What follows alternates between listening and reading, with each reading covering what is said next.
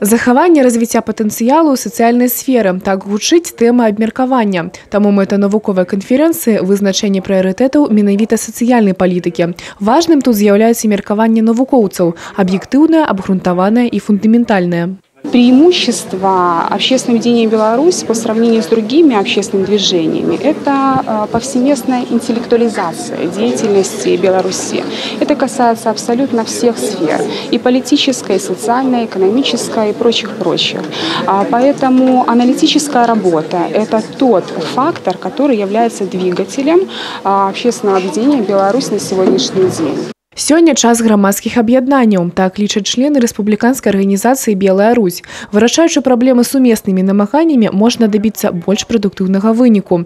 Канферэнцыя праходзіла ва універсітэце, і студэнты таксама маглі паўдзельнічаць у дыскусіі. Я сама педагог, и вот работая с молодежью, надо всегда работать очень профессионально, потому что кто как няня наше будущее, поэтому донести до них те аспекты, те основные направления. Я думаю, я надеюсь, что я от них тоже услышу очень много интересной информации, каких-то хороших замечаний, предложений.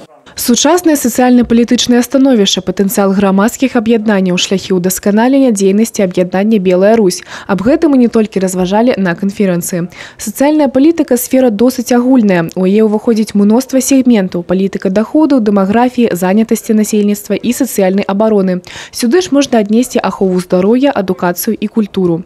Не дзіўна, што гэтай сферы надаюць столькі ўвагі. Дар'я Артугевіч, Александр Сівіцкі, тэлерадыёкампанія «Брэст».